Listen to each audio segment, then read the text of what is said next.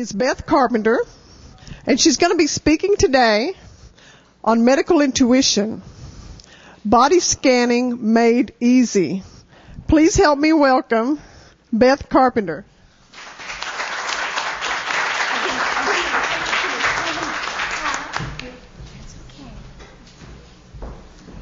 Let me see about taking this off here, just so I have a little bit more movement. I'm glad to see all y'all here.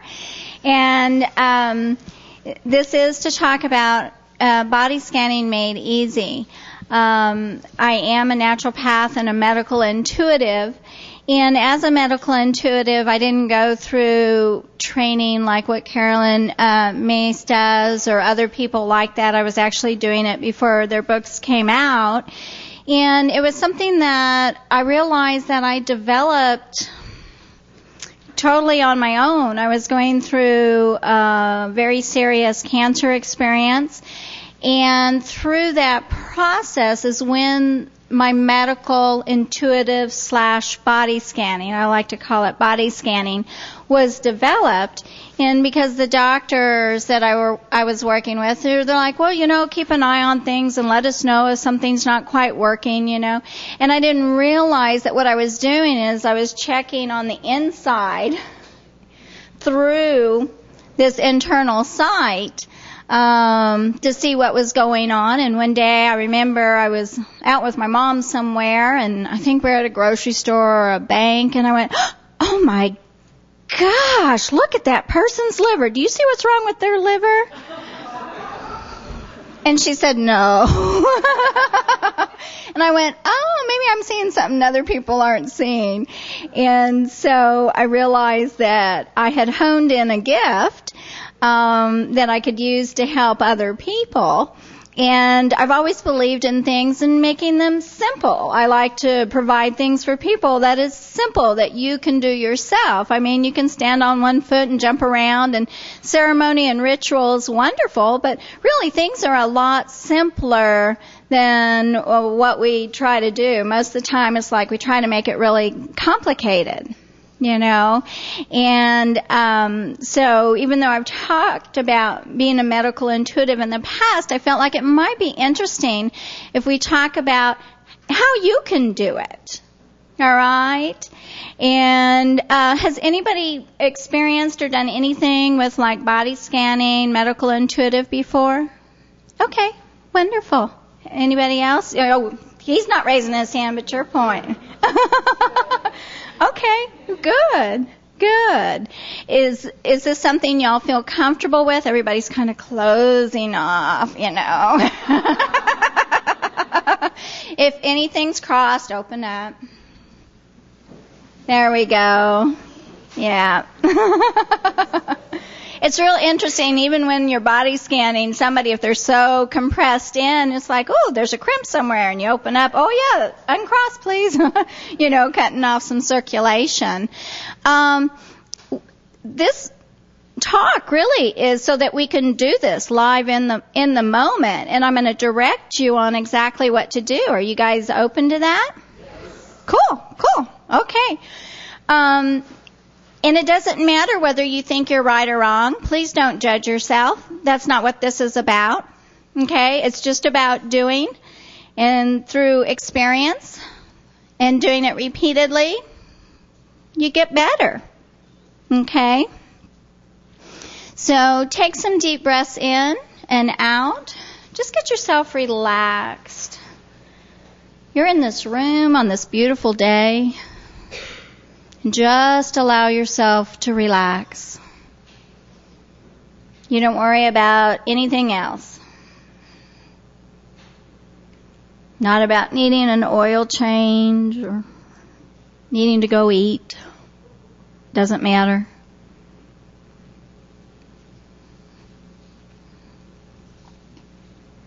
And I'd like for you to visualize that you have a screen, like a movie screen, right up here between your brows. That third eye, the forehead. We can keep it as simple as possible. And it's actually easier for people, especially in the beginning, to body scan with their eyes closed than open. With their open, you can get really distracted. And you're going to point your eyes up to that space in between.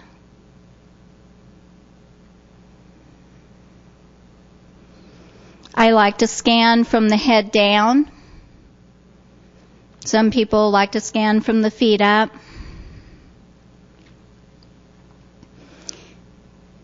And all you begin to do is allow for your eyes to traverse back and forth. This is very similar to what I would call remote viewing, but instead of looking elsewhere, like in another country or a building, you're looking inside here, all right? You can do this with yourself, and what we're doing today is I'm having you look inside yourself. And I'd like for you to practice with somebody else where you each scan the other. On a beautiful day like this, y'all can sit in the grass afterwards and do this. Okay? So begin to traverse your eyes across from the top of your head and begin to work down. And just move very, very slowly. And I'm going to have you continue to scan things that you're going to look for while you're scanning to make it easier. Shadowing. The density of the shadowing. Is it just a light haze or is it dark?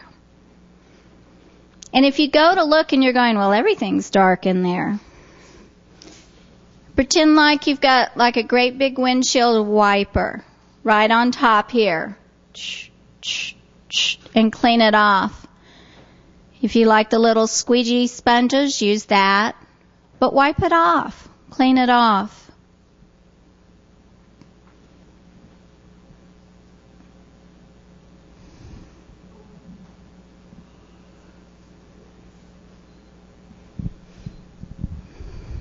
And as you're scanning and you're looking at shadowing and density, look at color.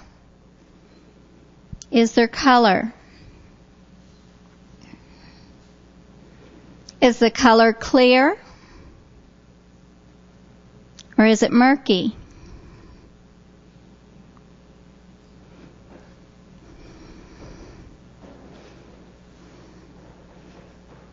Does the color or the shadowing have any motion to it? Maybe when you're scanning an area, there may be an area that might be crying or screaming or confused.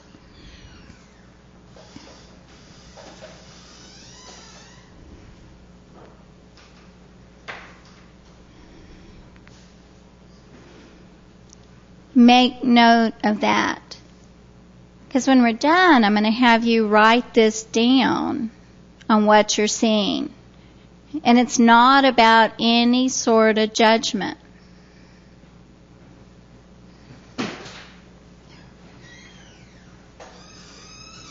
As you're scanning through your body, are there any empty compartments? Anytime somebody's had some sort of surgery, it's real interesting because I'll scan their body and I'm like, oops, this spot's empty. Do you have something removed? And oftentimes they have. Occasionally it's been a precursor to a surgery, though, where something's about to be removed.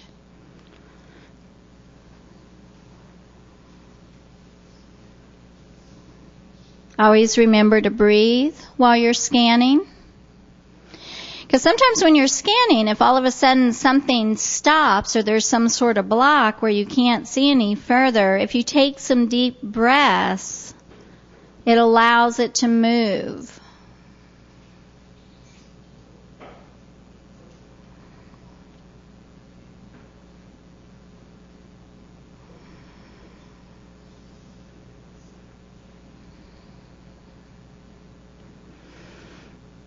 Where you're at right now, if you have scanned from head to toe, just raise your hand. Don't say anything, but just raise your hand. Okay. The ones that have scanned your own body from head to toe, make some notes. The ones that are still scanning, keep scanning.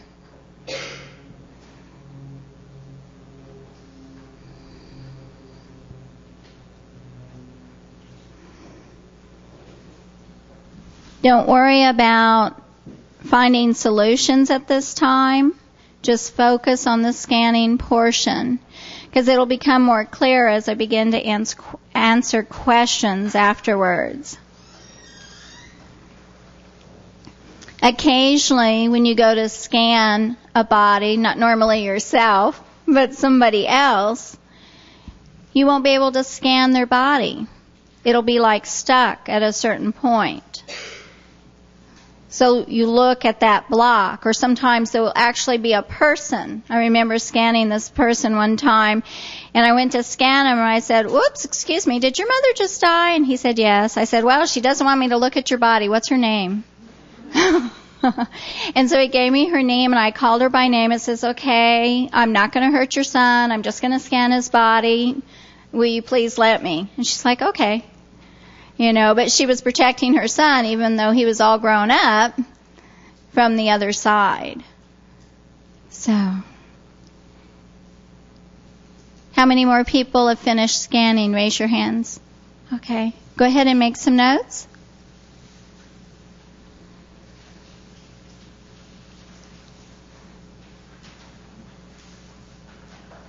Believe it or not, body scanning is that simple. It's then deciphering what you see and how to begin to see more that just takes practice. That's all it is. And trusting what it is that you see. With the work that I do, the most challenging thing to go full time, and I've been doing this many, many years, was to say what I saw no matter what. All right. I remember a woman coming to see me. She was an EMS person, and she just gone through a physical. She got a clean bill of health, and I told her, I said, "I'm glad you got a clean bill of health, and I'm seeing this activity going on in your breast. Will you please consider doing some things to ensure that this does not take any further direction of cancer in your body?" And she actually discarded it. She thought I was just, off my rocker, being flighty or whatever. Sometimes people think what you see, they're off on that one. And she came back a year later after going through a radical mastectomy. Okay? So things show up before the person may be aware of it. And it's good not to be frightened of it, but to take some sort of action. Always come from the place of gratitude and grace in what it is that you're doing. Not to create a fearful situation with a person. Just really come from heart to heart. Who wants to talk about some of the things that they saw so I can help you to understand it better? Yes, go ahead. I didn't see anything. Okay. Okay. As I saw, what I was supposed to be seeing, I just scanned and I just see dark. And sometimes I see flashes of color. Okay. And I didn't see it this time at all. okay. When you saw dark, did you see any or feel any emotion? No. Okay, it was just completely numb. Okay. You can look at a couple things. Is one, what's going on in your life right now. Sometimes there's a protective mechanism. It's like, okay, I don't need to feel anything else in my life. Let's just keep everything. It's in a way of trying to keep things status quo, but it's also a red flag that, even though this may be going on, maybe I need to do some things to just help my body through this difficult period. Then go in and rescan. Okay? And I am scanning at my booth, so, you're happy to, or welcome to come over there. But that does happen, because sometimes if I start to scan, there'll be a block or a resistance, and it could also be a fear inside. of not, well, I don't want to see anything. And it's recognizing all the different possibilities and then saying, it's okay, I'm okay. No matter what I see, it's okay. And that makes it a lot easier. Yeah. Anybody else? Yes, ma'am.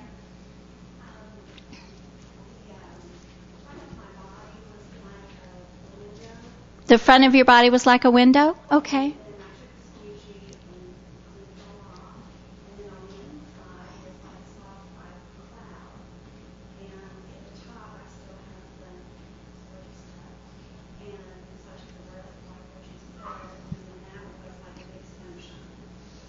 Okay, I got the first part, that the top of it was still a little grungy. And then what was the part when you went down? Right. Okay, so when you scanned down to your breast, you said your head opened up?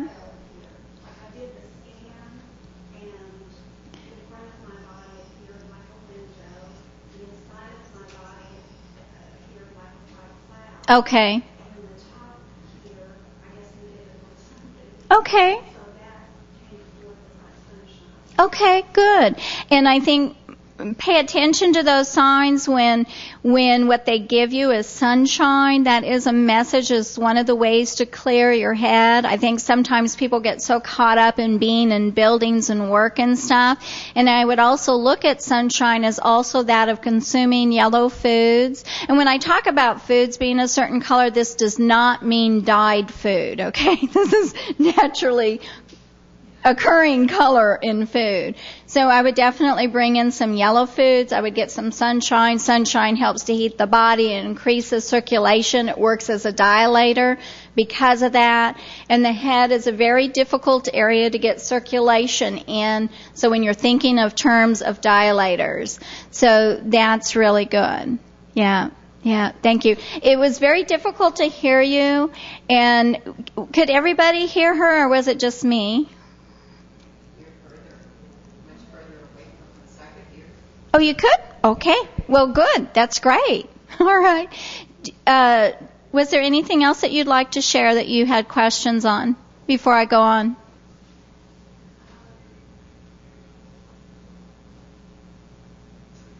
I guess I was hoping for some colors. It actually, every situation is different, and if we have time, let's see, we may not have time. I was going to see if we had time where we could work with somebody else and scan somebody else, and maybe we can do it out here in the grass. And sometimes you'll see a lot of colors, and sometimes you don't. Sometimes some people are more visual. They pick up things more visually, so they'll get more colors, where other times some people are more kinesthetic, and instead of seeing a color, they'll get an emotion, and because what happens, this body, when it's functioning at its optimum, is supposed to be in absolute harmony and synergy with itself, but it becomes very fragmented. It's like it becomes separate parts. The upper body is separate from the lower body, or an arm is separate from a leg, and we're even taught in the medical profession and allopathic medicine that everything is separate. It's really about dissection instead of the integration or the synergy. And so as soon as you bring that back into synergy, all of a sudden you're working as a whole, instead of going, I got to have a pilot for my leg, because it's not working, or this is running on its own. I mean, people even say in their daily life, I'm just in my head, So it's about having that synergy. Yeah. Anybody else? I'd like for someone else to share. Yes. I'm actually sick right now. Okie doke. So when I scanned, I did see a lot of colors, but I don't know if it's just because I have like stuffy nose, that must mean this, cough, that must mean this. I see a lot of different colors, and I'm wondering what those colors mean. Okay. I saw like green, okay. brown, pink, yellow. Well, let's break it down in the different areas. First, do not make assumptions about what you're seeing, because you don't know enough about it yet to do that. And that's something to do across your life. When you make assumptions, and this happens a lot between men and women, all right? Well, he just doesn't love me because he didn't do blah, blah, blah. And he's like, dang, did I put air in the tire? Okay? It's nothing personal, so don't make assumptions in life, and don't make assumptions about what you see or you don't see. Respect what you saw, and then let me help you in understanding. Okay? So explain to me what happened, where you scanned, and what you saw, and I'll help you. Okay, in my brain I saw it was kind of like clear but lots of shadows. And heart I felt like kind of a murky brown. Okay. Lungs kind of shadowy and green. Okay. Right side here I felt like something was missing. I don't even know where my liver is. Okay.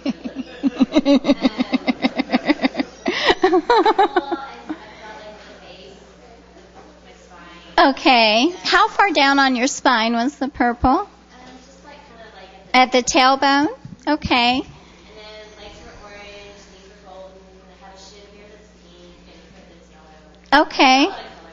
Well, it definitely said that there's more activity going on in your lower body than your upper body. And the fact if you've got some congestion with the murkiness and the green, that would definitely make sense. It also tells me the spine is an area that a lot of different things can attach to, especially anybody who's on any sort of drugs or medication. It's amazing how much gets attached to the spine. And the fact that you have that purple or violet here at the tailbone, it actually tells me, one, that Spirit is working with you on some forgiveness issues right now so that you can really let go of some stuff. The brown in your heart, I'd say, okay, yes, we need to increase circulation. Even though it looks like the circulation is really good in your legs, we still need to increase it in the heart. I'd probably say, okay, maybe we need to look at how much you're opening up your heart in intimate relations. It's like, maybe I'll keep a portion of it out because I don't quite feel comfortable to really open up in that. Part of it does feel like almost like mucus in there as well, but that's really more of a temporary thing. So that's why when you're looking at things, part of it's physical and part of it's emotional. And really about 85% of any illness has an emotional component to it. And so it's always good to heal and work with the emotional side as well as the physical side. Okay, Doug? Somebody else, if you will please share so I can help. Okay, no one volunteered. Thank you. I didn't really see colors. Okay. I was imagining the string, and the string was just bright. It was bright all the way through it. Good. I'm not seeing anything, so... Okay. Well, it really depends. With the fact that it was bright, could you actually see your facial features, or was your face covered up? No, I actually didn't see any features. I think my scanning was more maybe on the feeling. Okay. All right. So you were going more kinesthetically. I didn't even know how to see it, but I was more feeling it. Right. Okay. Okay. Couple things. Sometimes when you see a lot of bright light, especially a white light, it can be that there's some really high stress levels and your angels are working with you to help guide you through the stress levels. And I do think that probably it might be better to work with you to help you understand from a kinesthetic to look at things emotionally so that you can connect in and read that more. Tony is begging me with a timeout that we need to come to a close. I'll be happy to step outside, pass out cards, answer more questions. Please know that in body scanning, it takes practice. It takes time and learning to decipher the messages and things that you see.